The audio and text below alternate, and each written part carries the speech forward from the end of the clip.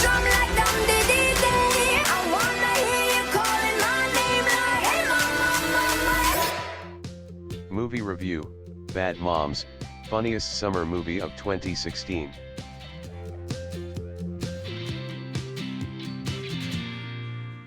You said everything I've ever felt about being a mom, but couldn't say. There's so many fucking rules now. Don't punish your kids. Don't say no to your kids. We all work too damn hard trying to make our kids' lives amazing and magical. Their lives already are amazing and magical. Let's be bad moms. Oh, I'm in. To bad mom. Oh, honey. Get your shit together. R1H 41 Minutes Comedy July 29, 2016, USA. I dragged myself with mild trepidation and anticipated only to Bad Moms, the latest in a string of movies featuring the word bad in the title. The title displeaseth me so generic like, say, the ShopRite brand of waffle mix as opposed to Aunt Jemima. Jemima clearly being the superior product. Never judge a movie by its title. Bad Moms is laugh till you cry hilarious. I can't remember the last time a movie had this much funny going on. Who can raise kids properly nowadays? It's impossible. Actually, I can remember it was the last time Mila Kunis and Kristen were in the same movie together, forgetting Sarah Marshall. Bad Moms is funnier. It'll be a big hit with moms all across the nation. What goes on?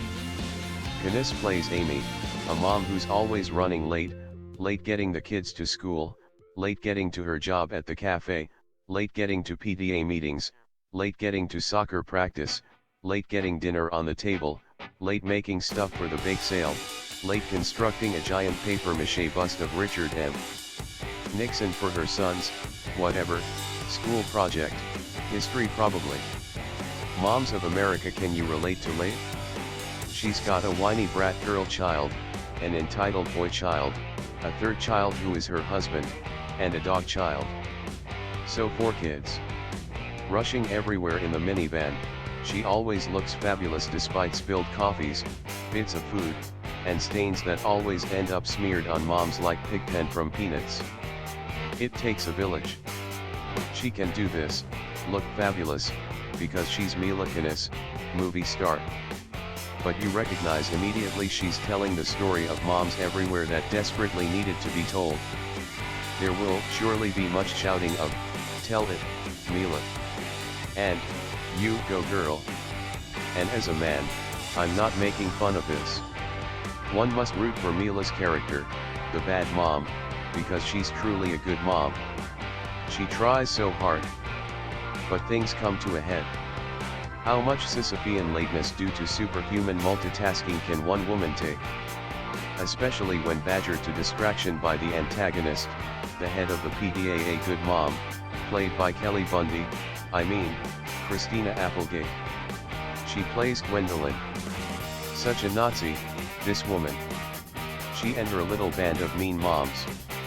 High school's mean girls often grow up to be these kinds of mean moms.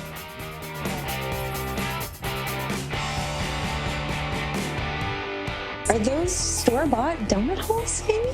I'm going to destroy you. I say we go punch that chick right in the tits. Great. I'm in.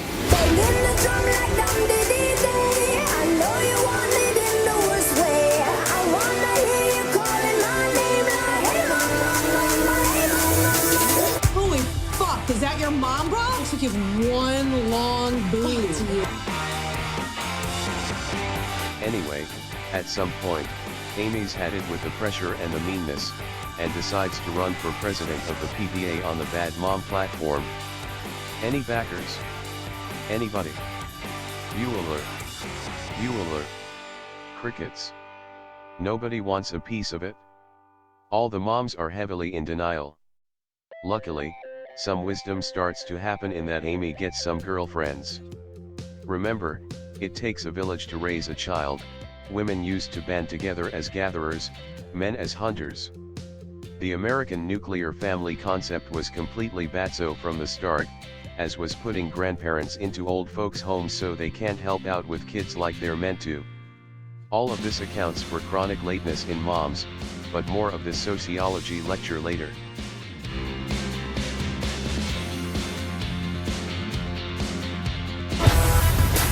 It's impossible to know whether or not you're doing a good job. My son still watches Sesame Street, and he doesn't get it. My son failed City Hall. My daughter stole money from a homeless woman. Fuck, I love them so much. I would literally die for them right now. Every time I think about that big dumb motherfucker going off to college, I want to cry like a Stop baby. it, you can make me cry. Children are such a gift. Amy's newly found mom friends are Kiki, Kristen Bell, and Carla. Kathryn Hahn in a career-escalating role of immense brazen hussy hilarity that should scoot her from perennial character actress to, if not exactly movie star, then much better known. They go on a bad mom rampage, one of the funniest montages in the film. Descending upon the local supermarket, they outrageously claim their inner bad moms together. They shower in upended, opened boxes of Fruit Loops and Lucky Charms with their mouths wide open. They chug chocolate milk. They indulge in general bacchanalian disgustingness, pause to coo over a baby in a stroller and set the macho store security guard running for his life. It's quite possible you will find yourself hooting at these shenanigans.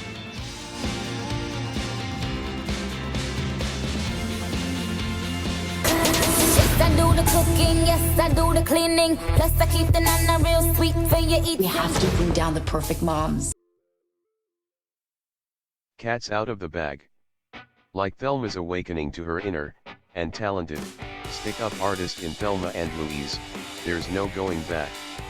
To top off this trend, Amy whips the dust cover off her, now separated, hubby's true darling, a gleaming cherry red 69 Dodge Challenger with chrome Kragar mag rims and low rumble exhaust. She starts burning rubber, chirping tires, and screeching up sideways at the school curb, with the, now grinning, kids in tow. And so, somewhere around here is when she goes from bad mom to cool mom. The movement begins to spread and the race for the PDA is on. Alright, that's enough synopsis. Now owning her laid-back attitude and confidence, just a little more synopsis. She tells her son to learn to cook his own food, grow up, and stop feeling entitled otherwise. She tells him, he's going to grow up to be a shallow schmuck. She doesn't want him growing a mustache later in life, pretending he's got some inner interestingness going on, when he doesn't. Performances. As mentioned, Hahn is hilarious. It's a Melissa McCarthy type role, and SNL alums Anna Gask, Ira and Molly Shannon could also slam dunk it, but this is a prime example of being in the right role at the right time. Kristen Bell's great too, and so is David Walton as Amy's fretting, man-child husband. However, Kunis owns this whole movie. Watch her imbue every tiny smidgen of time truthfully, be effortlessly funny, look fab, and teach the world's women. She gives a great bad mom stump speech too. Ultimately it's a collective cast chemistry thing. You can tell early on the directors had loads of fun, tapped into the group's rhythm and timing, and the comedy started cooking. More sociology lecture.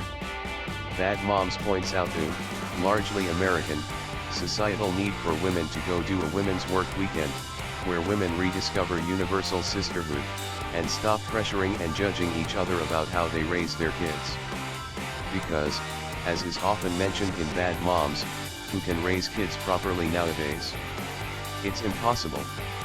And men need to do a men's work weekend where men learn to balance their warrior/lover/magician/king quadrants and learn how to not be the worthless wretches women often, and rightfully, see them as. Because the men of Bad Moms are bad dads and bad husbands. When yin and yang are fully polarized and balanced again, we'll finally get some peace and quiet around here. And kids who behave. Do it. Do it now. It takes a village. Okay, that's enough of that. Like I said, call the movie Cool Moms. And since this is really Kunis's show, maybe just Cool Mom. Actually, since there's a credit roll segment with all these moms/actresses chatting with their real-life moms, just call them moms.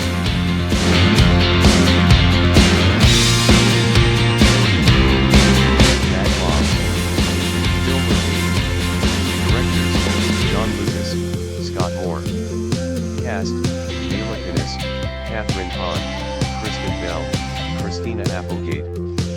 Pinkett Smith, Annie Mumolo, Oona Laurence, Jade Hernandez. Running time, 1 hours, 41 minutes. Rating, R. Release date, July 29. Rated 3. 5 stars out of 5.